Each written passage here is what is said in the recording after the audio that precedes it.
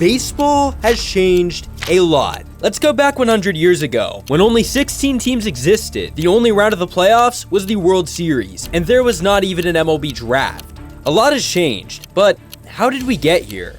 In the early 1920s, baseball was in the dead ball era. Pitching was easy, but hitting was hard, because this dead ball was a ball that was unpredictable, often misshapen, and hard to hit. But in the 1920 season, a tragedy would strike because of the dead ball. A Yankees pitcher would kill a man by the name of Ray Chapman after hitting his head with a spitball, which led to Major League Baseball banning the pitch altogether and ending the dead ball era. They would begin using what we know as the lively ball.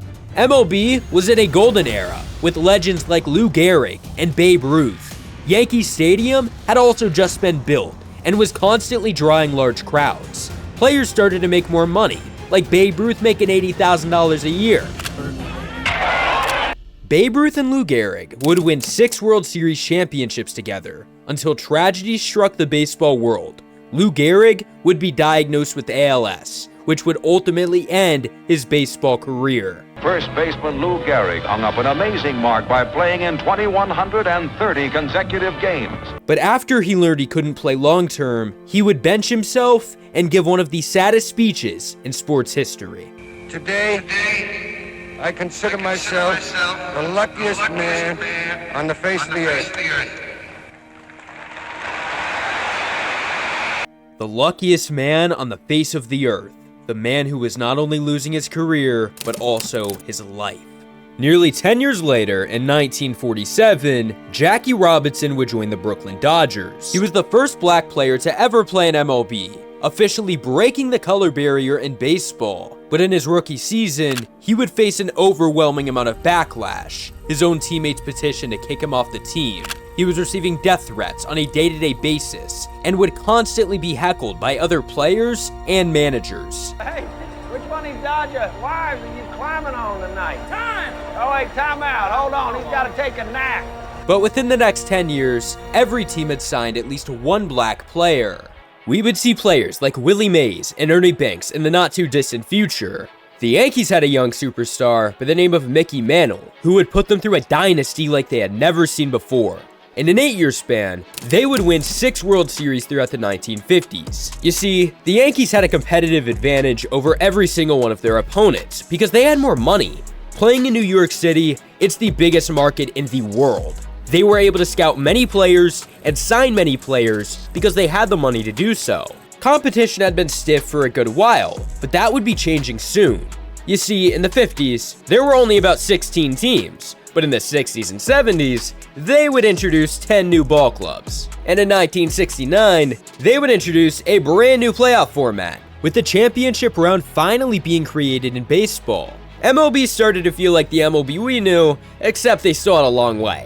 The sponsor of today's video is giving you a free $25 in bonus money just by signing up with the link in the description. My good friends at Rival Fantasy offer fun and interactive games that you can win money playing. Look, I can win free money if Mitch Keller scores more fantasy points this week than Nestor Cortez Jr. But let's say that you don't want to do challenges. So instead, you can draft the best ball team and play in a money league.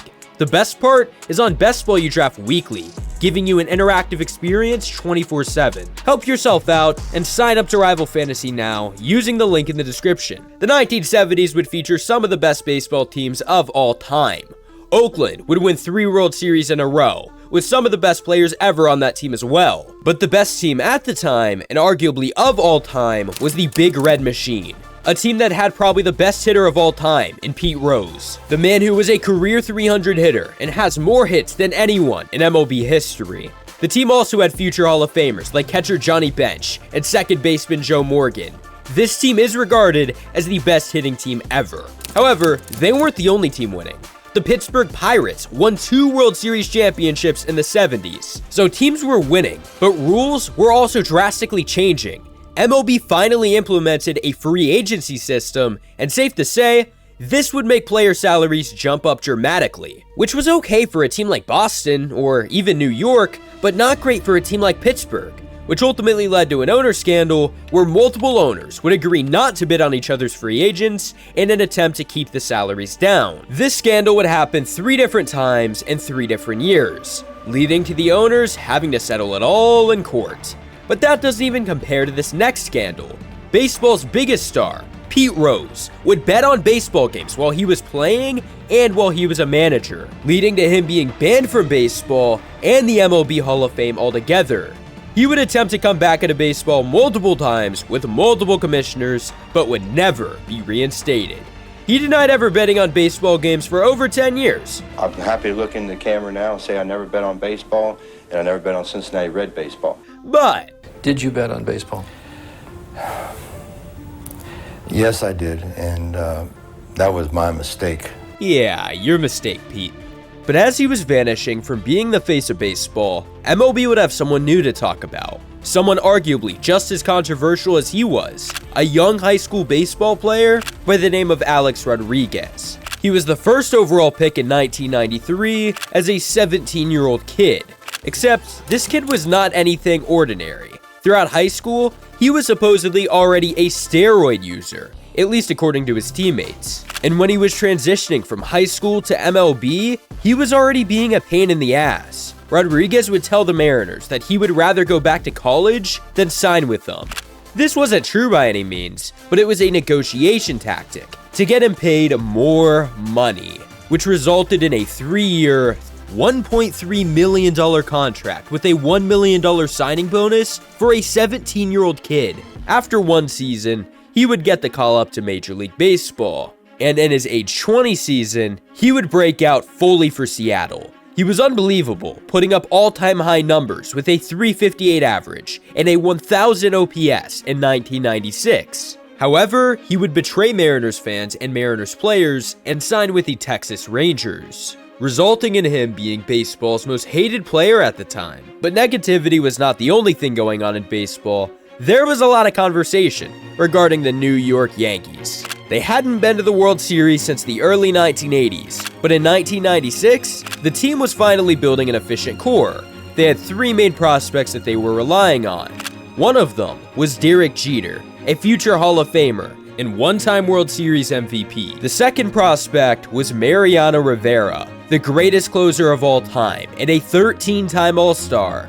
The third prospect would be Andy Pettitte. He would turn into one of the league's best pitchers, a 3-time All-Star, and an overall beast. This group of players was more than good enough and would win a World Series in 1996, 98, 99, and in 2000.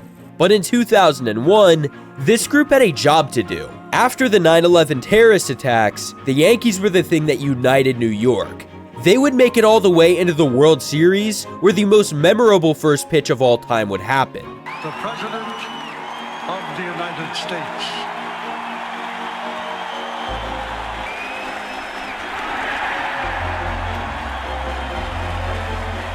This moment is recognized as a moment that the United States was fully united, and you can thank baseball for that.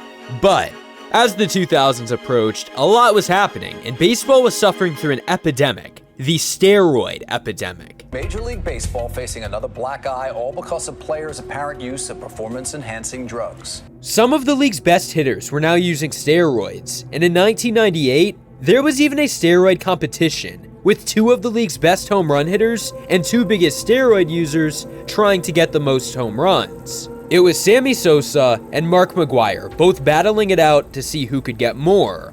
Ultimately, Sosa would hit 66, while McGwire would hit 70.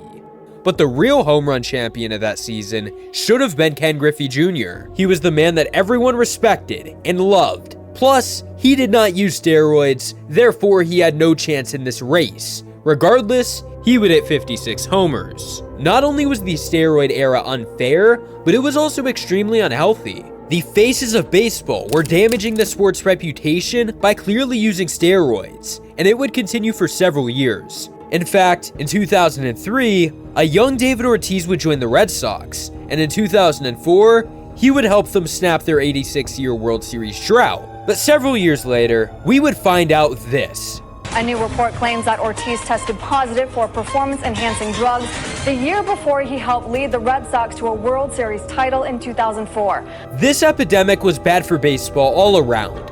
Barry Bonds broke MLB's home run record with 73 home runs, but it was all illegitimate because he was on steroids. It would get so bad for the steroid users that this matter would even have to be taken to Congress, with people pushing for MLB to begin an extensive search to figure out who was using steroids and who was not. They also demanded that MLB began creating rules against steroid use. Eventually, the steroid era would come to an end in the late 2010s. Or would it? In 2013, a Miami clinic would distribute steroids to several players, and this included the likes of Alex Rodriguez. That's right, he was back into steroids, except he was now a veteran player towards the end of his final seasons. And safe to say, people were outraged. What an embarrassment! A phony to the end! Rodriguez was finishing his career in the worst way possible for a player to possibly finish. This entire era was bad for baseball, but the Boston Red Sox were about to reunite the baseball world once again.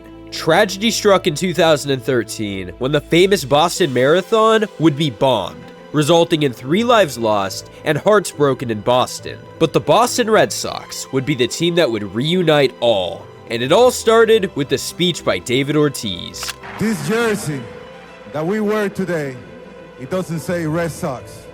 It say Boston. This is our city. And nobody gonna dictate our freedom. Stay strong. Thank you. The Red Sox would honorably make it to the World Series and win it all. The Red Sox would surely be back in the World Series a few years later, except it wouldn't be all rainbows and sunshine forever. The 2017 season would approach and it would not feel real. The Cubs were coming off of a World Series win for the first time in 100 years. That alone was surreal. But the real head-scratcher would be the 2017 World Series winner, where the Houston Astros would beat the LA Dodgers in the World Series. The Astros were a 100-win team that had a ton of talent. Clearly, it made sense that they would win it all. Except, it would later be exposed that they were cheaters. This would be the first time that a team cheated in a World Series in over 100 years. There was all types of cheating from the Astros, from using a camera to steal other teams' signs, then using a trash can to tell the hitter what pitch was coming. This all resulted in the team's GM being fired and the manager being fired from the Astros. Right after the season, the Red Sox would hire Houston Astros bench coach Alex Cora as their new manager. Cora would help Boston win the World Series in 2018. And guess what? They were also cheating. Not in the World Series, but during the season they were stealing signs. It only makes sense. You bring in someone from a cheating team, he's gonna bring it over to your organization. This would, however, be the end of the sign-stealing era. As we approach future seasons, everything was normal. For a while at least, and then this happened. 2020 is now the deadliest year in U.S. history. Since late March, the U.S. has led the world with the most cases and the most deaths. To unleash the full power of the federal government in this effort today, I am officially declaring a national emergency. With this new COVID virus, MLB had no idea what they were going to do. 1 minute, there was a season. The most important thing is that we play Major League Baseball in 2020, and I can tell you unequivocally, we are going to play Major League Baseball this year. The next minute, it was the complete opposite. I'm not confident, Mike. I think there's real risk. Would there seriously be a full year with no baseball? It sounded like MLB was headed into that direction. Until they did officially announce that there would be a season starting in July. Except, it would only be a 60-game season, rather than the traditional 162 games. This season was ultimately very weird. There were no fans in attendance, the season was super short, and on top of that, the Dodgers finally won the World Series. 2020 would ultimately go down as the weirdest season in MLB history. But want to talk about something even weirder? How about Fernando Tatis Jr.? He had a breakout 2021. He was the face of baseball, the man that MLB was marketing, the only man anyone could even talk about. He got paid $340 million over the course of 14 years. But heading into 2022, this would happen. Fernando Tatis Jr. is facing a lengthy suspension for violating Major League Baseball's joint drug agreement. Except it's not what it sounds like. In fact, not at all. He was taking a ringworm medication, and in that medication, it had a substance that MLB deemed to be a steroid, therefore prompting an 80-game suspension. Again, this was a weird era for baseball, with weird things like a ringworm medication being steroids. On top of that, here in 2024, we would see the best player in baseball, Shohei Ohtani, get the biggest contract in MLB history, at $700 million over the course of 10 years. The weird part is that $680 million of that will be deferred for future years, pushing back when the Dodgers actually have to pay him. Also, the Dodgers signed a pitcher who has never thrown a pitch in MLB to a $325 million deal. As far as the game itself, there's a pitch clock now, limiting the amount of time that a pitcher has to throw. It's been deemed controversial, as some think that it may be causing injuries. In other words, MLB is weird. We will be seeing robot umpires soon, instead of human umpires, so say goodbye to bad strike zone Angel Hernandez, and say hello to the robo-ump.